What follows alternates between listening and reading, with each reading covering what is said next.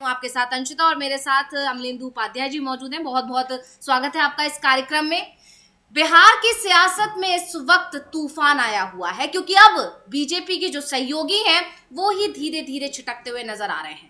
जीतन राम मांझी दलित समागम के जरिए से अपनी नाराजगी जाहिर कर रहे थे।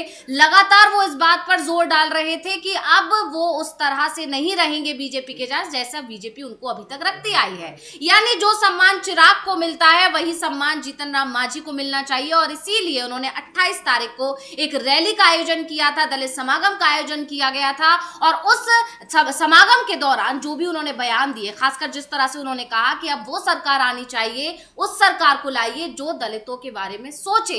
ये जो बयान थे वो ये बता रहे थे कि कहीं ना कहीं वो शक्ति प्रदर्शन करने की कोशिश कर रहे हैं और बीजेपी को ये भी बताने की कोशिश कर रहे हैं कि अगर हमें साइड करने की कोशिश की गई तो दिक्कत हो सकती है। इसके अलावा नीतीश कुमार जिस तरह से लगातार दूरी बना रहे हैं, जिस तरह से सीएम फेस को लेकर घोषणा करने के लिए बीजेपी पर दबाव बना रहे हैं और इस दबाव को बनाने के लिए अब उन्होंने निशांत कुमार को भी आगे कर दिया है। निशांत कुमार को राजनीति में एक्टिव करवाने के पीछे की एक बड़ी वजह यह भी मानी जा रही है कि जो बीजेपी ये सोचकर चल रही थी कि नीतीश कुमार के बाद जेडीयू पूरी तरह खत्म हो जाएगी, जेडीयू कमजोर हो जाएगी, वो सपना अब बीजेपी का टूटता हुआ दिखाई दे रहा है क्योंकि नीतीश कुमार ने यह बता दिया है कि मेरे बाद मेरा बेटा पार्टी संभालेगा। यानी उत्तराधिकारी के तौर पर निशांत कुमार कमान संभालेंगे। ये बात अब लगभग साफ हो चुकी है, सिर्फ औपचारिक ऐलान भर बाकी रह गया। ऐसे में एक सवाल यह भी उठ रहा है कि आखिर निशांत कुमार की राजनीति में एंट्री कब होने जा रही है। इस पर भी चर्चा करेंगे क्योंकि इसको लेकर भी एक बड़ा अपडेट सामने आया है। लेकिन फिलहाल सबसे ज्यादा चर्चा हो रही है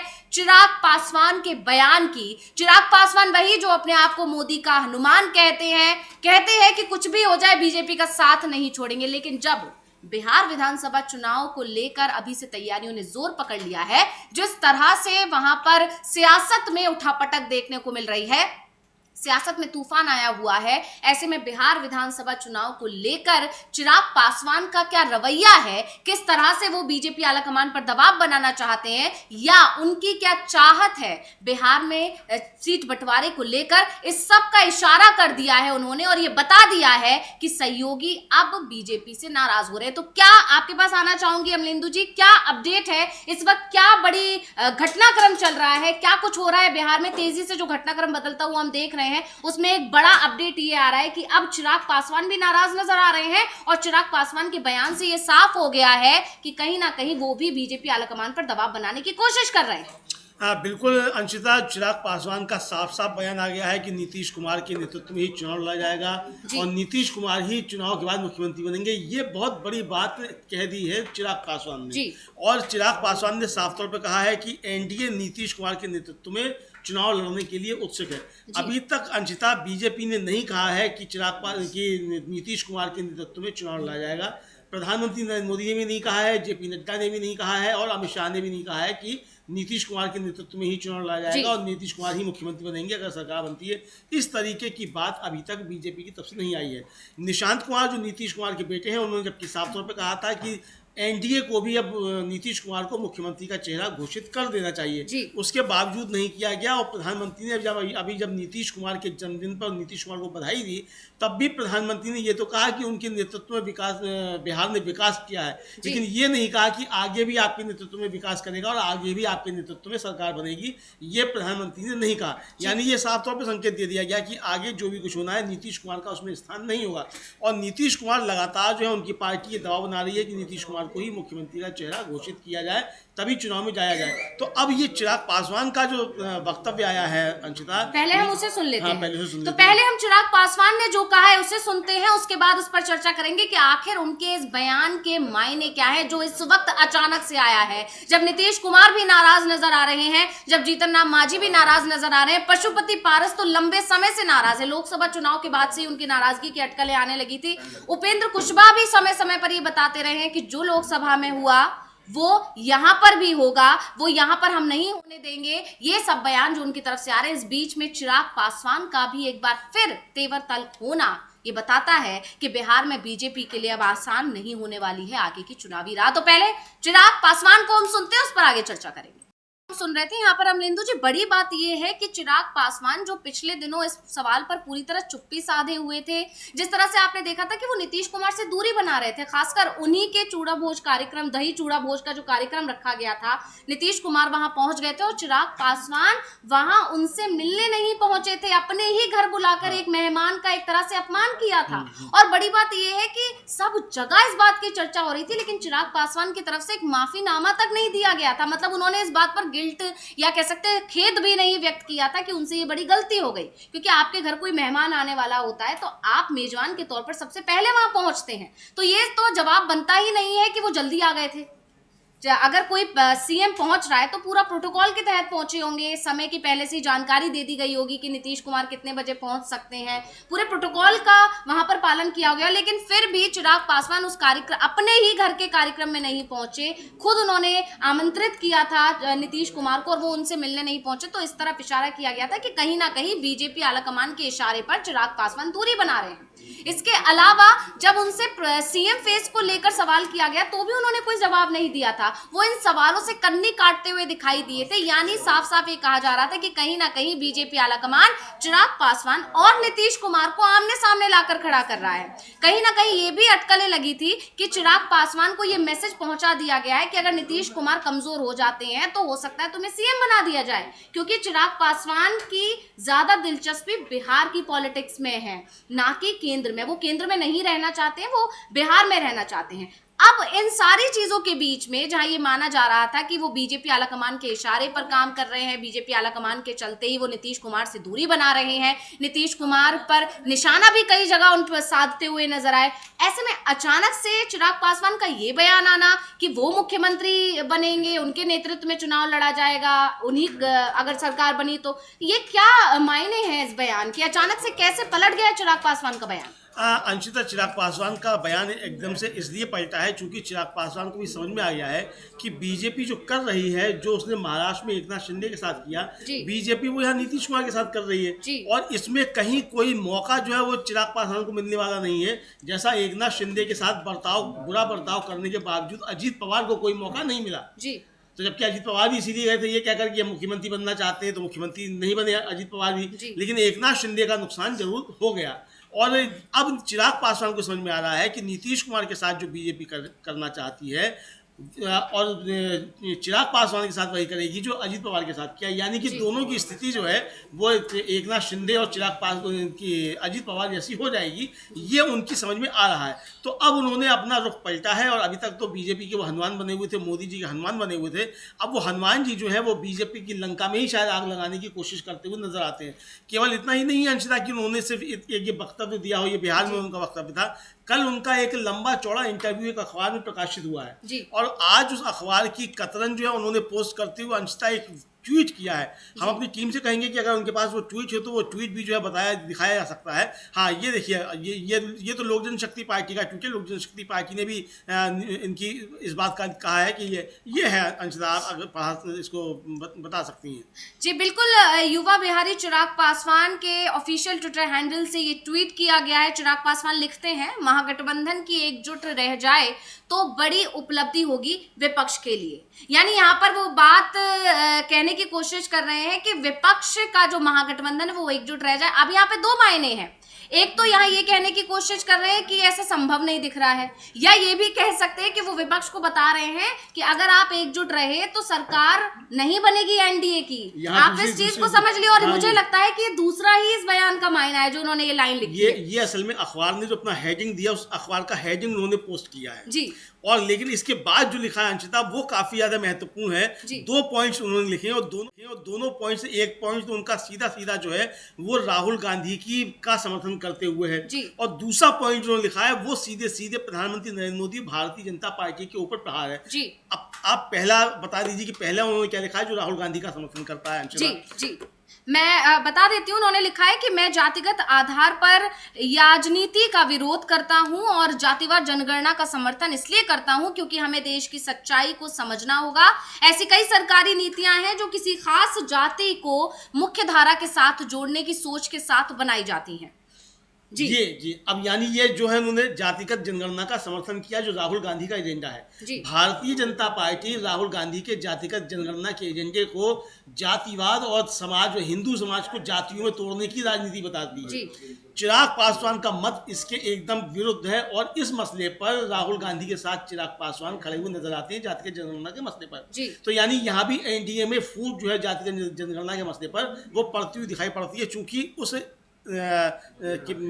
अपना जो उनका साक्षात्कार है उसमें जो उन्होंने कहा होगा वो कहा ही होगा। उसके अलावा उन्होंने ये मुद्दा जो है, दो मुद्दे जो उन्होंने खासतौर से ट्वीट किए हैं, ये मुद्दा काफी ज्यादा महत्वपूर्ण हो जाता है जिस पर उन्होंने किया है। जी दूसरा मुद्दा भी आप बता दीजिए। जी बिल्कुल, उसमें उन्होंने दूसरा जो पॉइंट लिखा है उसमें उन्होंने लिखा है कि मुझे लगता है घमंड शब्द भी सही है कि मैं रामविलास पासवान जी का बेटा हूँ, एक ऐसे व्यक्तित्व का बेटा जिन्होंने सामाजिक न्याय की लड़ाई लड़ी। मेरे पिता के जाने के बाद मुझे वंशवादी चेहरे के तौर पर नहीं देखना चाहिए। मेरे पिता ने अपने खून पसीने की मेहनत, ये जो पार्टी खड़ी की थी, उसे भी मुझसे छीन लिया गया। जी अब ये पार्टी छीनी किसने थी? जी पार्टी छीनी उनके चाचा ने। जी उनके चाचा से पार्टी किसने छिनवाई? जी ठीक उसी तरीके से अंशिता, जिस तरीके से एनसीपी और शिवसेना को तोड़ा गया, उसी तरीके से चिराग पासवान की पार्टी तोड़ी गई। चिराग पासवान की पार्टी जो मूल पार्टी थी, जो चिराग पासवान के पास थी, वो उनके चाचा के पास चली गई।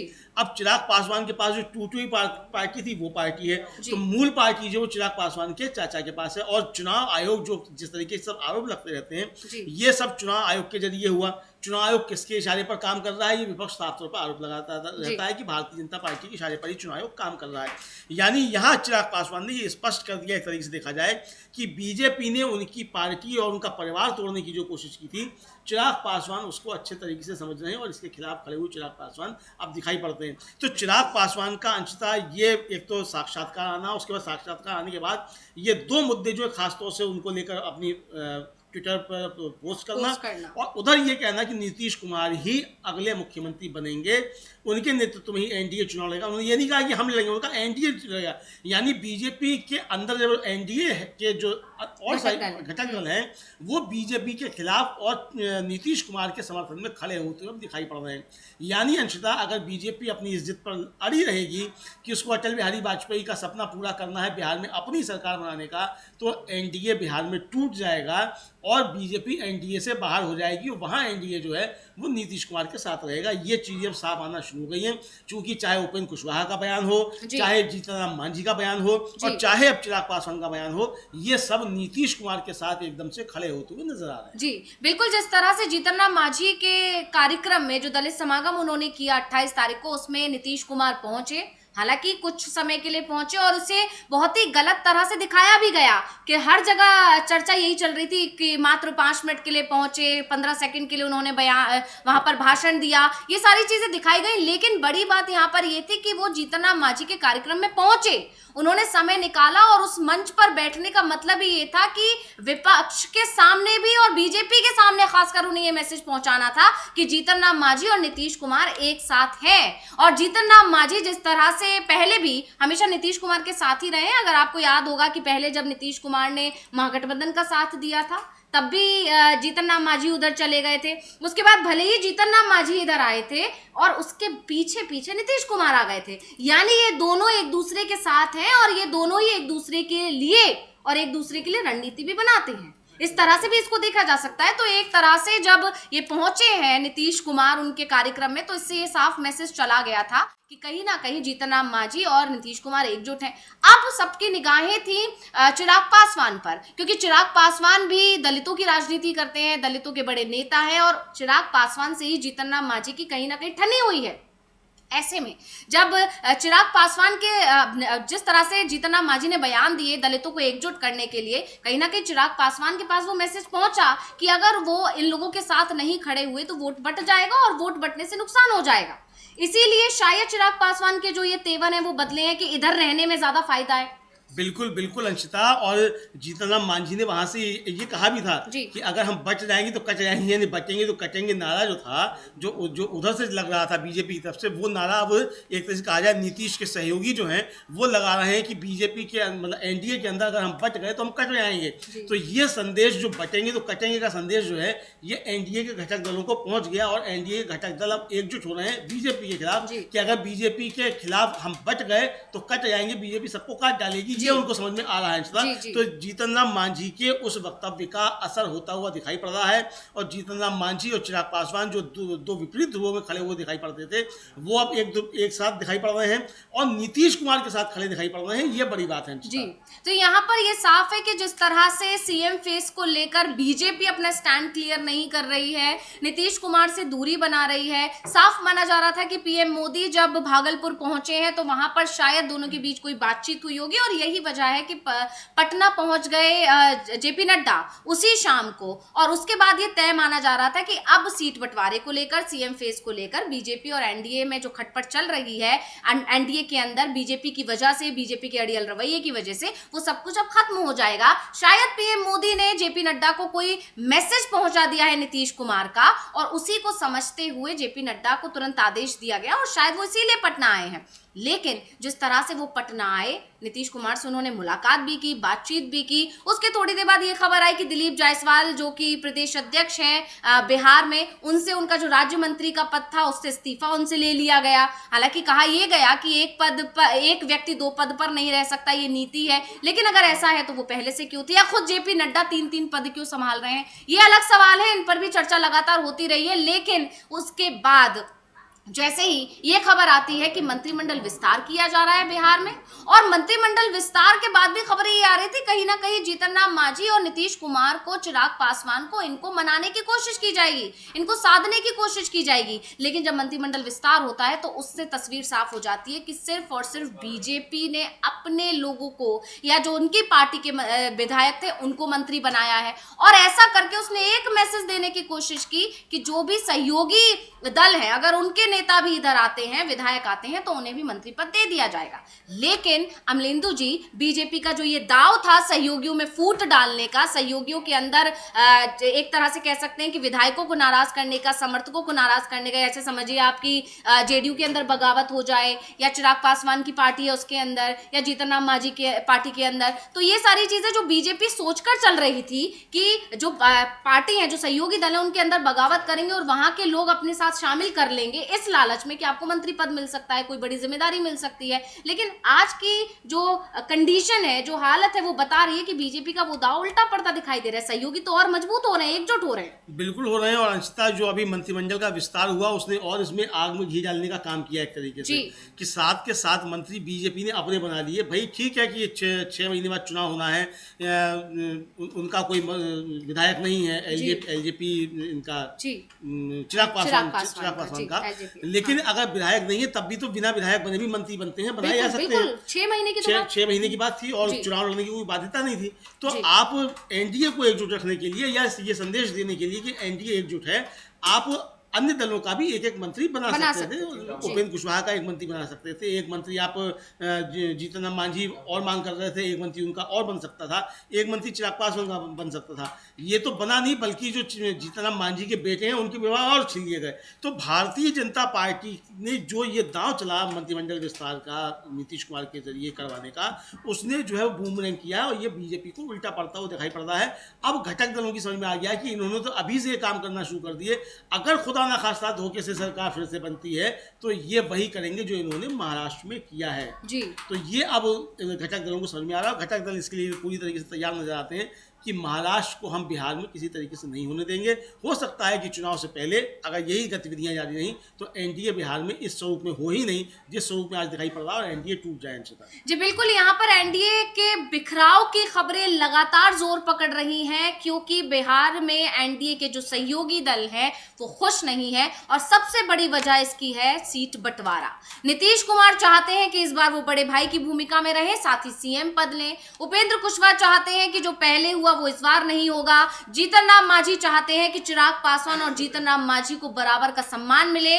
पशुपति पारस भी यही चाहते हैं कि चिराग पासवान के बराबर उनको सम्मान मिले। लेकिन अब पशुपति पारस और जीतन राम मांझी के अलावा चिराग पासवान खुद ये चाहते हैं कि इस बार उनको अच्छा सम्मान मिले, क्योंकि लोकसभा चुनाव में जो स्ट्राइक रेट रहा था उनकी पार्टी का वो सबसे अच्छा रहा था। 5 सीटें उनको मिली थी, 5 की 5 पे जीत हासिल हुई थी, और यही वजह है कि चिराग पासवान भी अब दबाव बनाने लग गए हैं। यहाँ यहाँ पर बहुत ही ज्यादा पेचीदा होते जा रहे हैं हालात बिहार में एनडीए के अंदर, लेकिन उधर विपक्ष के अंदर मजबूती देखने को मिल रही है। खासकर तेजस्वी यादव जो विपक्ष के नेता हैं वो एकजुटता का संदेश तो दे ही रहे हैं, लेकिन लगातार हमलावर भी हैं। नीतीश कुमार को लेकर उनका नरम रुख है, लेकिन बीजेपी के खिलाफ उनका रवैया बेहद सख्त है और उन्होंने एक बार फिर हमला बोल दिया है। एक वीडियो साझा किया है उन्होंने, पहले हम वो वीडियो देखेंगे, उसके बाद उस पर चर्चा करेंगे कि आखिर वो अब क्या कहना चाह रहे हैं। तो तेजस्वी यादव के बारे में लगातार जो बयान आ रहे हैं, कल भी हमने चर्चा की थी, इससे पहले तेजस्वी यादव लगातार विपक्ष के नेता की भूमिका निभा रहे हैं। और सबसे बड़ी बात जो उनके बयानों में देखने को मिल रही है कि जैसे जैसे चुनाव नजदीक आ रहे हैं वो सिर्फ बीजेपी पर अटैकिंग मोड में है और ना कि नीतीश कुमार पर। तो पहले हम तेजस्वी यादव का वो बयान सुनते हैं अमलेंदु जी, उस पर फिर चर्चा करेंगे कि आखिर विपक्ष किस रणनीति के तहत चुनावी मैदान में उतरने की तैयारी कर रहा है। मेरे को लंबी राजनीति करते हैं, हम तो जुमलेबाजी नहीं करेंगे। I am not 75 years old, मेरा 36 साल उम्र है। भले तेजस्वी की उम्र अच्छी है लेकिन जुबान अच्छी नहीं है। जो हमने कहा है वो हम करके दिखाएंगे। और अब मेरे साथ मेरे सहयोगी मौजूद हैं। अविनाश जी, आप क्या कुछ नया अपडेट लेकर आए हैं? बिहार की राजनीति में सभी की निगाहें टिकी हुई हैं, लगातार हर दिन वहां घटनाक्रम तेजी से बदल रहा है। चीजें या कह सकते हैं तस्वीर अभी तक साफ नहीं हो पा रही है कि क्या होने वाला है, लेकिन जिस तरह से चिराग पासवान का ताजा बयान आया है उसने ये बता दिया है कि अब बीजेपी के खिलाफ सहयोगी एकजुट होते दिखाई दे रहे हैं। तो क्या कुछ अपडेट है आपके पास और क्या कुछ होने वाला है, क्या जानकारी देना चाहेंगे? हाँ बिल्कुल, क्योंकि जिस तरीके से बीजेपी की सियासत है कि बीजेपी, ये कहा जाता है कि वो अपने सहयोगियों को ही सबसे पहले कमजोर करती है। जो महाराष्ट्र में देख रहे हैं वो वही खेल बिहार के अंदर भी चल रहा है।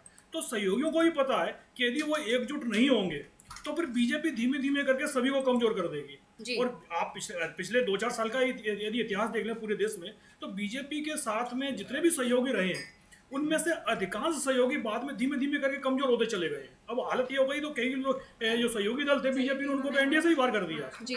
और लेकिन नीतीश कुमार के साथ में बीजेपी कई बार लगातार कोशिश कर रही नीतीश को कमजोर करने की, लेकिन नीतीश कुमार इसके गेम के पुराने खिलाड़ी हैं, इसलिए वो बीजेपी को मान के चलिए गच्चा दे जाते हैं। अब आप देखिएगा जो डिप्टी सीएम है विजय सिन्हा जी, विजय सिन्हा ने 1 महीने पहले तेजस्वी यादव पर गंभीर आरोप लगाए थे। उन्होंने कहा था कि जब तेजस्वी यादव बिहार में डिप्टी सीएम थे उनके पास में पथ निर्माण विभाग था और उस विभाग में 26,000 करोड़ रुपए के फर्जी बिलों का भुगतान कर दिया गया। बोले हम इस मामले की जांच कराएंगे। विजय सिन्हा के पास पथ निर्माण विभाग था। उन्होंने कहा कि भाई ये पूरी जानकारी हमारे पास में आ गई है कि किस किस साइट पर इस तरीके का भ्रष्टाचार जो काम हुआ है, जो फर्जी बिलों का भुगतान किया गया है। अब विजय सिन्हा ने बात तो कह दी लेकिन वो जांच के आदेश नहीं दे पाए और उल्टा नीतीश कुमार ने उनसे उनका विभाग ही छीन लिया। जो जिस पथ निर्माण विभाग के विजय सिन्हा मंत्री थे वो विभाग अब किसी दूसरे मंत्री को दे दिया गया है। तो जाहिर सी बात है जो आरोप विजय सिन्हा तेजस्वी यादव पर लगा रहे थे, अब तेजस्वी यादव पर आरोप की जांच होने से पहले उनसे विभाग छीन लेना और दूसरे मंत्री को दे देना, और उधर से अब उस तरीके का कोई बयान ही नहीं आ रहा है कि भाई कोई 26,000 करोड़ का कोई फर्जी भुगतान भी किया गया है जी। इस मामले को लेकर तेजस्वी यादव से भी सवाल किया गया था, तो तेजस्वी का कहना यह था कि भाई विजय सिन्हा को हम लोग बहुत ज्यादा नहीं मानते हैं जी। बोले जब उन्हीं की पार्टी के लोग विजय सिन्हा को एकदम लाइटली लेते हैं, उनके बयानों को ज्यादा महत्व बीजेपी के अंदर ही नहीं दिया जाता। बोले बीजेपी के अंदर सम्राट चौधरी को महत्व दिया जाता है, विजय सिन्हा को महत्व नहीं दिया जाता, उनको खाली नाम के लिए डिप्टी सीएम बना दिया गया है। तो विजय सिन्हा क्या बोल रहे हैं इससे हमें इनका जवाब नहीं देना है। और आप ये भी देख लीजिएगा जो मंत्रिमंडल विस्तार हुआ है और उसके बाद जो विभागों में फेरबदल किया गया है, सम्राट चौधरी से कोई विभाग नहीं लिया गया, विभाग विजय सिन्हा के कम किए गए। और जाहिर सी बात है कि बीजेपी भी विजय सिन्हा को कमजोर करती हुई दिखाई दे रही है। दूसरी तरफ जो आप नीतीश कुमार का वो जो मामला है, नीतीश कुमार ने भी एक तरीके से बता दिया है कि भाई हमारे लिए तो सभी लोग बराबर है। अगर बीजेपी की तरफ से कुछ इस तरीके से जो दबाव लगातार चल रहा है पिछले 3-4 महीने से, जब से अमित शाह का बयान आया है, उसके वास्ते हम देख रहे हैं कि एक नेता का बयान आता है कि नीतीश कुमार एक सीएम पद को लेकर दावेदारी को खारिज करते हुए शाम को 4 नेता बोल पड़ते हैं कि नहीं नीतीश के नेतृत्व में चुनाव लड़ा जाएगा। तो ये नीतीश कुमार भी समझ रहे हैं कि बिहार के जो लीडर्स बोल रहे हैं उनके सीएम पद की दावेदारी को लेकर, बोले इनका कोई महत्व नहीं है। भाई इस तरीके के बयान महाराष्ट्र में भी चलते थे। बोले जब तक नरेंद्र मोदी की तरफ से या अमित शाह की तरफ से सीधा बयान नहीं आता है कि नीतीश कुमार ही सीएम फेस होंगे, वही सीएम बनाए जाएंगे, तो तब तक बिहार में बीजेपी के लीडर्स क्या बोल रहे हैं इसका कोई मायने नहीं है। और जाहिर सी बात है इसी को लेकर नीतीश कुमार बराबर मतलब एक बैलेंस बनाकर चल रहे हैं। वो ना तो लालू यादव को बहुत ज्यादा नाराज करना चाहते हैं। आप देखिए कि उनके बयान जो आते हैं, जो लगातार नीतीश कुमार बयान देते रहे हैं कि भाई उनका शासनकाल कैसा था और हमारा शासनकाल देख लीजिए। जाहिर सी बात है नीतीश कुमार से जब भी इस तरीके का सवाल किया जाएगा तो वो अपने शासनकाल की तारीफ जरूर करेंगे। अब जाहिर सी बात है नीतीश कुमार से पहले 15 साल तक लालू और राबड़ी का ही शासनकाल था तो अब आप 20 साल पुराने शासनकाल पर तो नहीं जाएंगे। 20 आपके हो गए, 15 उनके हो गए, तो आप ये तो नहीं बोलेंगे भाई 90 से पहले का शासनकाल देख लीजिएगा। तो उसके अलावा नीतीश कुमार चाहे तेजस्वी यादव हो या लालू यादव हो, उन पर कोई तीखा हमला नहीं कर रहे हैं। वो उल्टा बीजेपी की तरफ से जो जिस तरीके के बयान चल रहे हैं उनका भी आप देखिएगा उस तरीके का वो समर्थन भी नहीं करते हैं। हाँ, नीतीश के फेवर में भी कोई बयान आ जाता है तो बात अलग होती है। और जिस तरीके से अब निशांत कुमार की एंट्री की भी बात चल रही है, ये कहा जा रहा है बीजेपी भी उससे खुश भी नहीं है। बीजेपी ये सोच रही थी कि भाई नीतीश कुमार ज़्यादा उनका जिस हिसाब से उनका स्वास्थ्य खराब होता रहता है बार बार कि भाई उम्र हो गई है उनकी काफ़ी ज़्यादा, तो कई बार हमने देखते हैं कि कोई कार्यक्रम होता है और नीतीश कुमार को पता चलता है कि अंतिम समय पर कार्यक्रम उनके रद्द हो गए हैं, बीमार पड़ गए हैं। वो लगातार आप देखते हैं लगातार बीमार पड़ रहे हैं। बीजेपी की यही कोशिश थी कि नीतीश कुमार की बीमारी के बहाने धीमे धीमे करके उनको साइड कर दिया जाएगा। लेकिन जिस तरीके से नीतीश कुमार के बेटे की राजनीति में सियासत में एंट्री की बात शुरू हो गई है उससे भी बीजेपी के अंदर थोड़ी नाराजगी दिखाई दे रही है। इन सबको यदि देखा जाए तो अब जो स्थिति बिहार के अंदर बन रही है, क्योंकि अभी बिहार में चुनाव में अभी भी 8 महीने का समय है, चुनाव समय से पहले नहीं होना है, चुनाव समय पर ही होना है। तो इसको लेकर जो हालात इस समय बिहार के अंदर है उससे बीजेपी के अंदर भी घबराहट दिखाई दे रही है। क्योंकि नीतीश कुमार की तरफ से अभी खुलकर कोई बयान इस तरीके का नहीं दिया जा रहा है कि या तो एनडीए छोड़ रहे हैं, ये भी नहीं कहा जा रहा है कि नीतीश कुमार एनडीए छोड़ रहे हैं, लेकिन वो दूसरी तरफ भी बराबर बैलेंस करके चल रहे हैं और ये घबराहट साफ साफ दिखाई दे रही है। और जिस तरीके से एनडीए के बाकी जो सहयोगी हैं जो किसी समय बीजेपी के साथ रहते थे, आप देखिए कि चिराग पासवान को मोदी का अनुमान बताते थे, लेकिन आज वो नीतीश कुमार के साथ दिखाई दे रहे हैं क्योंकि उनको ही पता है कि नीतीश कुमार जिधर जाएंगे उधर ही सरकार महाराष्ट्र में मतलब बिहार में बनने वाली है। और बीजेपी की कोशिश ये थी कि भाई को सीएम पद किसी तरीके से हत्या ले महाराष्ट्र मॉडल की तरीके से, वो बिहार में सक्सेस होते हुए नहीं दिखाई दे रहा है। जी बिल्कुल। अब यहाँ पर जैसे आपने निशांत कुमार का जिक्र किया है अविनाश जी, तो निशांत कुमार को लेकर लगातार सुर्खियां हैं कि अब वो चर्चाएं हैं कि वो जल्द से जल्द राजनीति में एंट्री करने वाले हैं। हालांकि राजनीति में उनकी एंट्री हो चुकी है, जिस तरह से मौके मौके पर वो बयान दे रहे हैं या अपने पिता को वोट देने की अपील करना या ये कहना कि जनता के दरबार में जाएंगे, जो जनता चाहेगी वो कर लेंगे, जनता चुनेगी, बहुत सारे इस तरह के उन्होंने बयान दिए और उन बयानों से ये साफ संकेत मिल रहे हैं कि वो राजनीति में आ चुके हैं। बस एक औपचारिक ऐलान भर की बात रह गई है। तो इसको लेकर क्या कुछ अपडेट है आपके पास, क्या जानकारी है कि निशांत कुमार के एंट्री को लेकर क्या औपचारिकता जो रह गई है उसका ऐलान कब तक हो सकता है? नहीं, जिस तरीके से निशांत कुमार के बयान आ रहे हैं अब एक तरीके से मान सकते हैं कि उनकी पॉलिटिकल पारी शुरू हो चुकी है जी। क्योंकि इससे पहले आप देखिएगा, आप 6 महीने पहले के आप निशांत कुमार से बात करने की भी कोशिश यदि की जाती थी तब भी वो जवाब नहीं देते थे, हाथ जोड़ देते थे और बोलते थे कि भाई जो आपके सवाल हैं वो राजनीतिक सवाल हैं, आप जेडीयू के किसी और नेता से बात कर लीजिएगा। वो कोई भी बयान नहीं देते थे। लेकिन अब वो मीडिया के सामने खुद आ रहे हैं। आप देखते हैं 1-2 दिन बाद उनको मीडिया के सामने उनके बयान आ जाते हैं और जो उनके बयान होते हैं वो एक तरीके से बीजेपी की परेशानी बढ़ाने वाले होते हैं जी। तो जाहिर सी बात है निशांत कुमार की एक तरीके से राजनीति में एंट्री तो हो गई है, लेकिन जो एक औपचारिक रूप से जिसकी घोषणा की जाती है कि वो अभी जेडीयू की तरफ से नहीं हुई है। लेकिन ये कहा जा रहा है कि अभी जिस तरीके से निशांत कुमार की लॉन्चिंग चल रही है जेडीयू के अंदर, अभी निशांत कुमार की तरफ से जो मुख्य बयान है बीजेपी पर दबाव डालने वाले बयान है वो निशांत कुमार ही देंगे। उससे ये भी हो जाएगा यदि बीजेपी को कुछ यदि निशांत कुमार के किसी बयान को लेकर आपत्ति होती है तो जेडीयू उससे पल्ला भी झाड़ लेगी कि भाई वो नीतीश कुमार के बेटे जरूर हैं, लेकिन वो जेडीयू के कोई ना तो पदाधिकारी हैं, इवन जेडीयू के एक छोटे से कार्यकर्ता भी हैं कि नहीं है, उनके नाम की स्लिप भी कटी है कि नहीं कटी है। बोले निशांत कुमार का बयान उनका निजी बयान मान लिया जाएगा जी। लेकिन निशांत कुमार अपने बयानों के जरिए, क्योंकि जो बयान वो दे रहे हैं वो जाहिर सी बात है नीतीश कुमार की सहमति के बाद ही दे रहे हैं। जो निशांत कुमार बोल रहे हैं मान के चलिएगा कि नीतीश कुमार बोल रहे हैं, तो निशांत कुमार को पॉलिटिक्स में एस्टेब्लिश करने की कोशिश चल रही है कि और उसके बाद उनकी जो लॉन्चिंग होगी। अभी तो ये है कि भाई निशांत कुमार के जितने ही बयान आएंगे उससे बिहार के अंदर चर्चाएं चलेंगी कि भाई, क्योंकि नीतीश कुमार का लड़का है तो ये सबको पता है कि जेडीयू में जिस दिन वो उनकी एंट्री होती है वो ये मान के चला जाएगा कि नीतीश कुमार के एक तरीके से बारिश आ गए हैं। नीतीश कुमार के बाद जेडीयू को निशांत कुमार को ही संभालना है, तो निशांत कुमार कुछ भी बोलेंगे उसकी चर्चा भी होगी। तो जब तक चर्चा चलती रहती है कि तब तक जेडीयू को उसका फायदा ही होना है। तो नीतीश कुमार की कोशिश यही है कि 2-3 महीने तक निशांत कुमार सिर्फ इस तरीके के बयान देते रहे, उनसे बयान दिलवाते रहे, और जब या तो बीजेपी नीतीश कुमार को सीधा सीधा सीएम बेस घोषित कर दे, उसके बाद फिर वो आराम से कभी भी निशांत कुमार को राजनीति में एंट्री हो सकती है। और नहीं तो ये मान के चलिएगा मई या जून का महीने में, क्योंकि चुनाव की घोषणा संभवतः सितंबर में होगी, तो उससे 2 महीने पहले निशांत कुमार का एक किसी रैली के माध्यम से कोई भी दूसरे कार्यक्रम के थ्रू निशांत कुमार को जेडीयू में एंट्री कराई जाएगी और उनको संभवतः पार्टी का राष्ट्रीय महासचिव या उपाध्यक्ष कोई बड़ा पद दे दिया जाएगा। और उसके बाद ये तो माना जा रहा है कि भाई नीतीश कुमार इस तरीके से बीमार रहते हैं, तो इस समय जो जेडीयू है वो भी चाहती है कि पार्टी के अंदर कोई ऐसा स्टार प्रचारक हो जो चुनाव में वजन उठा सके, चुनाव प्रचार करे, तो वो काम निशांत कुमार ही कर सकते हैं।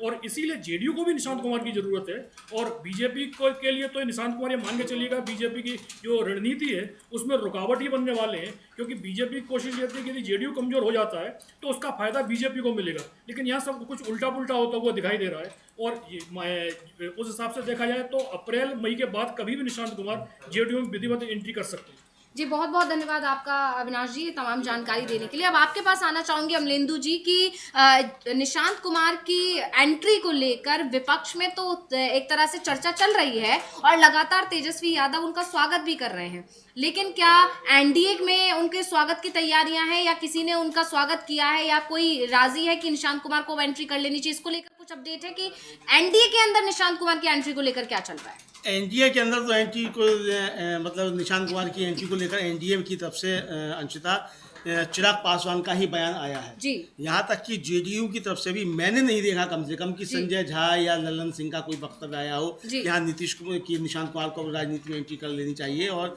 निशांत कुमार जो है वो पार्टी को आगे ले जाएंगे, इस तरह का बयान नहीं आया। तेजस्वी यादव ने जरूर ये आरोप लगाया था कि बीजेपी और जेडीयू के कुछ नेता जो हैं वो निशांत कुमार को राजनीति में आने से रोकने के लिए षड्यंत्र रच रहे हैं, ये तेजस्वी यादव का आरोप था। तो अब ये पता नहीं सच है कि नहीं है, ये तो तेजस्वी यादव जाने और जो लोग षड्यंत्र रच रहे हैं बकौल तेजस्वी वो जाने कि क्या चल रहा है, या नीतीश कुमार जाने कि क्या चल रहा है। लेकिन निशांत कुमार का नाम आते ही बीजेपी के अंदर एक खलबली जो है वो निश्चित तौर पर देखी जा रही है कि चूंकि जो आशा बीजेपी व्यक्त कर रही थी कि नीतीश कुमार की पार्टी को एकदम से हथिया लिया जाएगा, वो मंसूबे बीजेपी के पूरे होते दिखाई नहीं पड़ रहे हैं, ऐसा विपक्ष का कहना है अंशिता। तो और तेजस्वी ने यही कहा था कि अगर वो आते हैं निशांत कुमार राजनीति में तो पार्टी उनकी बच जाएगी और हो सकता है कि वो ठीक से काम करें तो पार्टी को बचा ले जाएं, वरना तो बीजेपी जो है वो हजम करने की सोच चुकी है जनता दल यू को, ये तेजस्वी का कहना था। तो अब ये बातें एक तरीके से होती हुई नजर आती हैं और निशांत कुमार के समर्थन में चिराग पासवान भी आते हुए दिखाई दिए। उन्होंने कहा है कि हाँ निशांत कुमार आते हैं तो उनका स्वागत है, उनको आना चाहिए, ये उनका चिराग पासवान का। तो एनडीए की तरफ से यानी अब निशांत कुमार के समर्थन में एनडीए की तरफ से भी आवाजें आना शुरू हो गई हैं, ये साफ तौर पर समझा जा सकता है।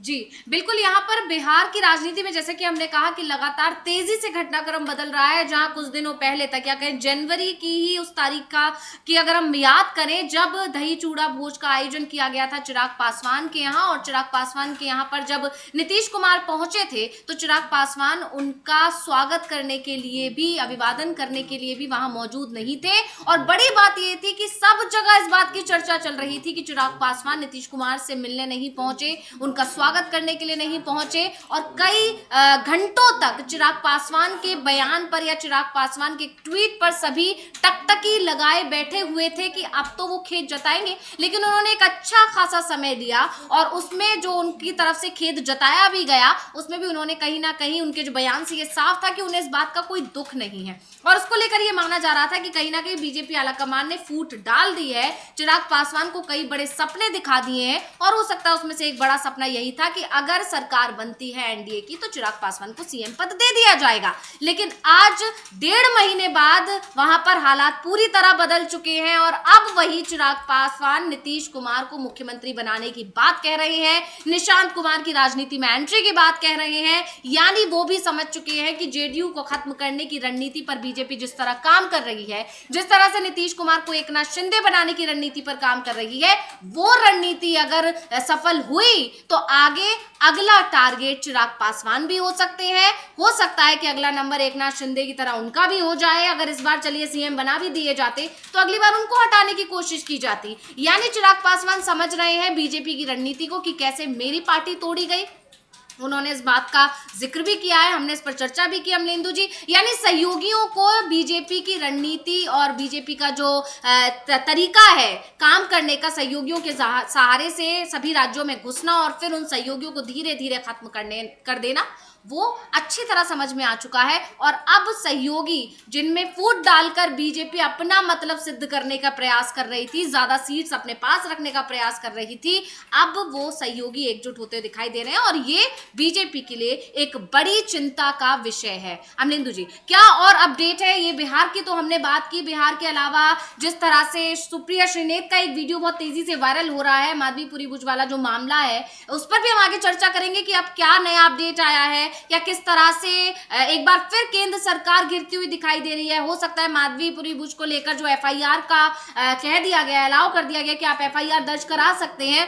अब अगर माधवीपुरी भुज पर एफआईआर होगी, उसके बाद उस पर कार्रवाई होगी, कार्रवाई में हो सकता है बहुत सारे बड़े खुलासे हो जाएं और इसमें पता नहीं कितने लोग घसीटे दिखाई देंगे, क्योंकि इस जो भी कुछ हुआ है, हिंडनबर्ग की रिपोर्ट आना या माधवीपुरी भुज का अडानी से संबंध होना, ये सारी चीजें बताती हैं और ये सब एक सवाल एक बड़ा खड़ा करती हैं कि कितनी जड़ें गहरी हैं ये घोटाले की, या जिस तरह का जो आरोप लगाया गया था हिंडनबर्ग रिपोर्ट में, उस घोटाले की जड़ें कितनी गहरी हैं। इस सब की परतें खुलेंगी तो बहुत सारे लोग इसमें घसीटे आएंगे। तो इसको लेकर आपके पास क्या जानकारी? तो सबसे पहले हम सुप्रिया श्रीनेत का वो वीडियो सुन लेते हैं, उन्होंने क्या कुछ नए खुलासे किए हैं, क्या कुछ कहा है, उस पर आगे फिर चर्चा करेंगे कि इस पूरे मामले में क्या कुछ और अपडेट है। आजकल जहां जाओ हर ओर लटके हुए चेहरे और मायूस लोग ही मिल रहे हैं। सब के सब परेशान हैं। मार्केट में लगातार घाटा जो हो रहा है, सेविंग्स डूब रही हैं, महीने दर महीने लगाए हुए पैसे, मुनाफा तो भूल जाइए, बड़ा नुकसान झेल रहे हैं लोग। सच भी है, भारत का शेयर मार्केट लगातार 5 से 6 महीने से गिर रहा है और 1996 के बाद इतना लंबा गिरने का क्रम पहली बार हुआ है। पिछले 30 साल की इस रिकॉर्ड तोड़ गिरावट में यह भी सच है कि सबसे ज्यादा नुकसान आम आदमी का और खासतौर से मध्यम वर्ग का हुआ है। वैसे तो मोदी सरकार खूब मार्केट खेलती थी, बेरोजगारी, महंगाई, आर्थिक असमानता, ऐसे कोई भी मुद्दे उठाओ मार्केट का नाम लेने लगते थे। प्रधानमंत्री और गृह मंत्री तो शेयर मार्केट में इन्वेस्ट करने की ऐसे टिप्स और राय देते थे जैसे कोई ब्रोकरेज हाउस चला रहे हो। लेकिन अब जब शेयर मार्केट धड़ाधड़ गिरे जा रहा है और थमने का नाम नहीं ले रहा है, तो विशुद्ध सुई टपक सन्नाटा है। सब ज्ञानी लोग गायब हो चुके हैं। आज भारत का स्टॉक मार्केट दुनिया के सबसे खराब प्रदर्शन करने वाले मार्केट की सूची में शामिल है और हमारी करेंसी रुपया दुनिया की सबसे ज्यादा गिरने वाली करेंसी है। दिल थाम के बैठिएगा, 95 लाख करोड़ रुपए स्वाहा हुए हैं इस मार्केट में। बिल्कुल सही सुना आपने कि पिछले 5 महीने में करीब 95 लाख करोड़ रुपए इस मार्केट ने निगल लिए। और एक बात, जैसा कि मैंने कहा, शेयर बाजार के गिरने पर नुकसान तो छोटे निवेशकों का ही होता है। बड़े स्टॉक ब्रोकर्स माला माल हो जाते हैं, चाहे मार्केट चढ़े चाहे मार्केट गिरे, वो मोटी रकम पीटते हैं। अब सवाल यह है कि विदेशी निवेशकों का मुंह क्यों भंग हो रहा है? फॉरेन इंस्टीट्यूशनल इन्वेस्टर्स, खूब झुंझुना बजाया जाता था इनका। ये विदेशी निवेशक सितंबर से लेकर अब तक करीब 1,67,000 करोड़ रुपए मार्केट से निकाल चुके हैं, भारत के मार्केट से।